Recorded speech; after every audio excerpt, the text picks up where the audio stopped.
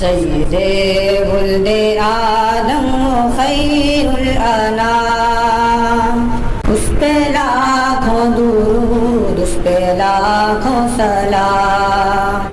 بسم اللہ الرحمن الرحیم، الحمد للہ رب العالمین، والعاقبۃ للمتقین، والصلاة والسلام علی سید الانبیاء والمرسلین وعلى آلہ واصحابہ اجمعین، اما بعد فاعوذ باللہ من الشیطان الرجیم، بسم اللہ الرحمن الرحیم۔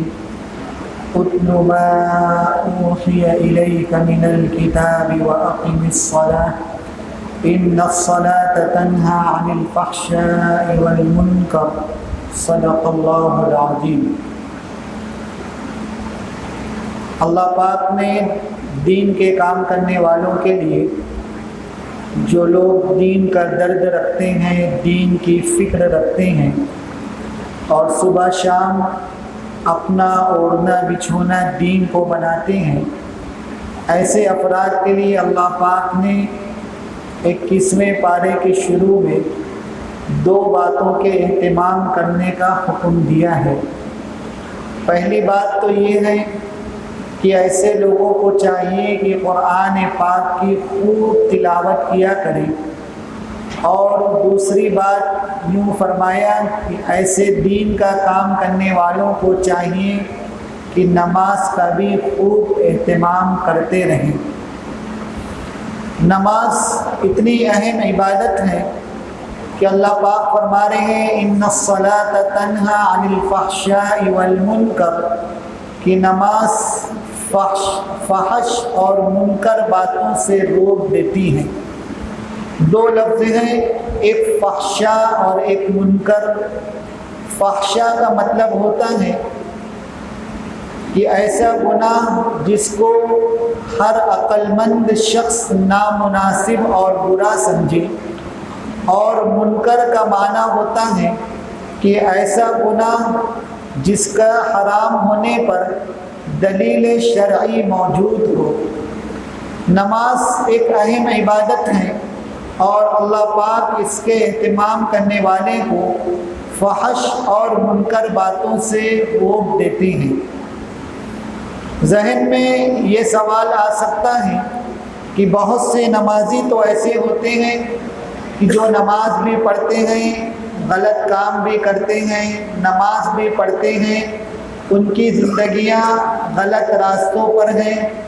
تو اس کا صاف مطلب یہ ہے کہ نماز میں تو یہ صفت موجود ہے کہ وہ غلط کاموں سے روک دے، مگر نمازی جب نماز کے لیے آ رہا ہے تو نماز کے اہتمام کرنے پر اور نماز پڑھنے کے لیے جن باتوں کا آداب اور خیال رکھنا چاہیے، شاید ان آداب کی رعایت نہیں کرتا ہوگا۔ پہلے بھی بات بتائی گئی تھی کہ نماز میں خشوع اور خضوع، عاجزی اور انکساری کو لازم پکڑنا چاہیے۔ اگر آپ کا وضو درست نہیں ہے تو نماز درست نہیں ہے۔ نماز میں آپ بے خیال ہو کر کھڑے ہیں تو نماز اپنا فائدہ نہیں دکھائے گی۔ نماز میں آپ کی توجہ کہیں اور ہے، جسم یہاں مسجد میں ہے، روح آپ کی کہیں اور سیر کر رہی ہے، تو نماز اپنا فائدہ نہیں دکھا پائے گی۔ تو نماز میں تو یہ صفت موجود ہے کہ بے حیائی اور برے کاموں سے روک دے، مگر اگر کوئی نمازی بے حیائی کے کاموں میں مست ہے تو گویا کہ نماز کو درست کرنے کی ضرورت ہے۔ اس کے بعد آگے فرمایا وَالَّذِينَ جَاهَدُوا فِينَا لَنَهْدِيَنَّهُمْ سُبُلَنَا، جو لوگ دین کے لیے محنت کرتے ہیں، مشقت اٹھاتے ہیں، ہم ان کے لیے ہدایت کے راستوں کو کھول دیتے ہیں۔ حضور پاک صلی اللہ علیہ وسلم سب سے زیادہ محنت اور مجاہدہ کرنے والے تھے دین کے لیے۔ آپ نے دین کے لیے اشاعت دین کا بھی کام کیا، دفاع دین کا بھی کام کیا، نفاذ دین کا بھی کام کیا۔ اشاعت دین کا مطلب یہ ہوتا ہے کہ دین کو آپ نے پھیلایا، دفاع دین کا مطلب یہ ہوتا ہے کہ دین کے لیے آپ نے جو اعتراضات کیے اس پر جواب دیا، دفاع کیا، اور نفاذ دین کا مطلب یہ ہوتا ہے کہ جو لوگ دین میں رہتے ہوئے کوتاہی کر رہے ہیں ان پر دین کو نافذ کیا.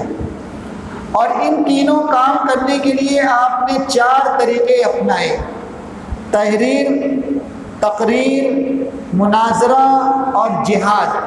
یہ چاروں طریقہ آپ نے دین کے لیے اپنایا کہ تحریر کی ضرورت پڑی تو بادشاہوں کو خطوط بھی لکھا، تقریر کی ضرورت پڑی تو ممبر پر تشریف لا کر آپ نے خطبہ بھی دیا، مناظرے کی ضرورت پڑی تو آپ نے دلائل سے بات کو بھی سمجھایا، اور جب لوگ نہیں مانے تو آپ نے تلوار اٹھا کر جہاد بھی کیا. تو قرآن وہی کہہ رہے ہیں کہ وَالَّذِينَ جَاهَدُوا فِينَا لَنَهْدِيَنَّهُمْ سُبُلَنَا، کہ جو لوگ دین کے لیے محنت کریں گے ہم ان کے لیے راستے کھولیں گے. سبیل کی جمع آتی ہے سبل. قرآن نے سبیل نہیں کہا، سبل کا لفظ استعمال کیا. پتہ یہ چلا کہ دین کو سیکھنے اور سمجھنے کے لیے کوئی ایک راستہ محدود نہیں ہے. جس کو جہاں آسانی سے دین مل جائے، سمجھ میں آئے، اس کو اس راستے کو اپنانا چاہیے.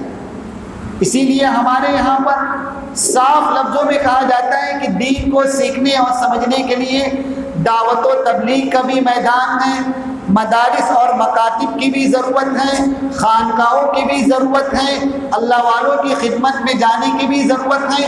یہ سارے راستے دین کے لیے ہیں. قرآن نے سبل کہا، سبیل لکھا.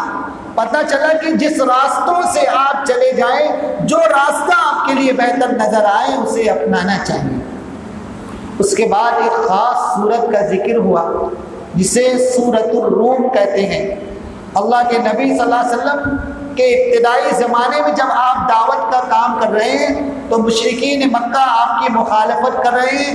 اس زمانے میں سپر پاور طاقتیں 2 تھیں، ایک روم اور ایک ایران. یہ دونوں سپر پاور طاقتیں تھیں، اور روم اور ایران کے درمیان میں آپس میں جنگ بھی ہوا کرتی تھی. اور ایران جو تھے وہ آتش پرست تھے، اور روم اہل کتاب عیسائی تھے. مشرکین مکہ ہمیشہ ایران کا سپورٹ کیا کرتے تھے. جب کبھی ایران روم پر حملہ کرتا اور روم کے شہر کو فتح کرتا تو مشرکین مکہ مسلمانوں سے کہتے کہ دیکھو ہماری طاقت کتنی زیادہ ہے کہ ایران روم پر فتح حاصل کر رہا ہے، اور بڑے خوش ہوا کرتے تھے. ایک موقع ایسا آیا کہ اللہ پاک نے آیات اتاری، الف لام میم غلبت الروم. اللہ پاک نے خوشخبری سنائی اللہ کے نبی کی زبانی کہ اللہ پاک مسلمانوں کو 2 خوشخبریاں دیتا ہے. ایک تو یہ ہے کہ روم عنقریب فتح ہوگا، اور دوسری یہ کہ اللہ پاک مسلمانوں کی مدد فرمائیں گے. یہ آیت کے نازل ہونے کے بعد ابی ابن خلف ابو بکر صدیق رضی اللہ تعالیٰ عنہ کے پاس آیا اور کہہ رہا ہے کہ تمہارا نبی تو کہہ رہا ہے کہ روم کو فتح ہوگی، اللہ پاک مسلمانوں کو مدد کریں گے، کب فتح ہوگی روم کو؟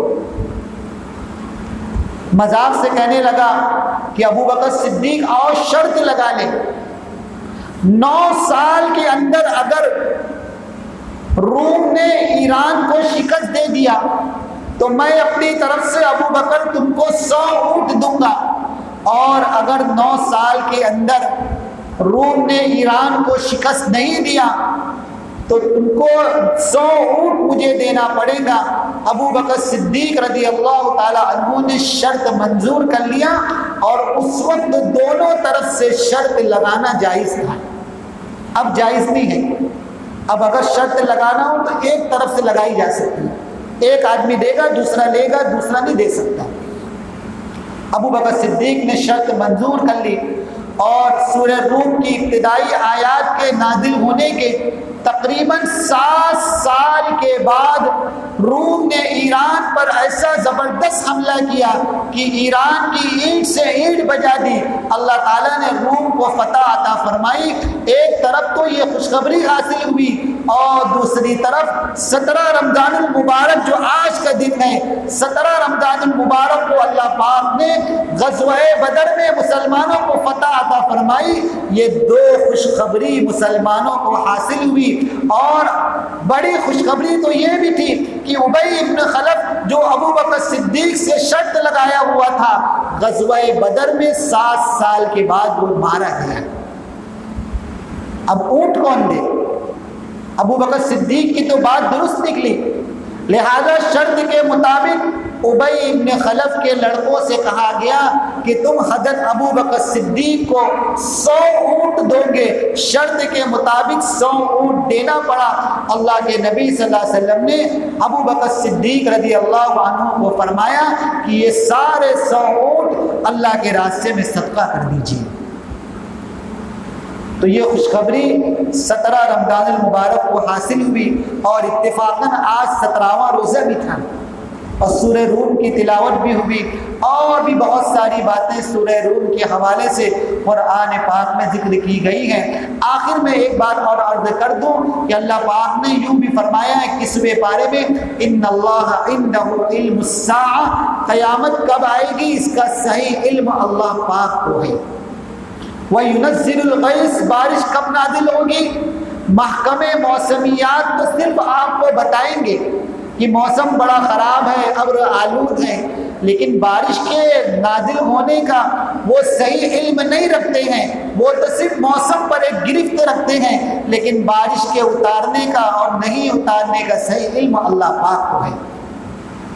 وَيَعْلَمُ مَا فِي الْأَرْحَامِ، ماں کے پیٹ میں کیا ہے، بچہ ہے کہ بچی ہے۔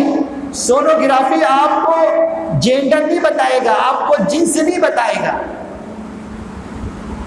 آپ کو جو نطفہ ہے ماں کے رحم میں، ابھی وہ آگے نہیں بڑھا ہے، ماں کے رحم میں اس نطفے سے بچہ وجود میں آئے گا یا بچی وجود میں آئے گی، یہ آپ کو سوائے اللہ کے اس کا علم کوئی نہیں رکھتا ہے۔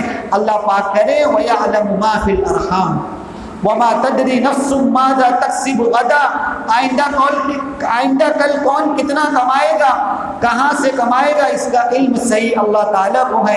اور آگے فرما رہے ہیں کہ اس کے بعد انسان کو کب موت آئے گی، کہاں موت آئے گی، اس کا صحیح علم بھی اللہ پاک کو ہے۔ اس کا علم بھی اللہ پاک نے کسی نبی کو نہیں دیا ہے۔ یہ بھی ذہن میں صاف رکھ لیں اچھے سے کہ اللہ پاک نے اس کا علم بھی کسی بھی نبی کو نہیں دیا ہے۔ اللہ پاک ہمیں ان تمام باتوں پر سمجھنے اور عمل کی توفیق عطا فرمائے۔ وآخر دعوانا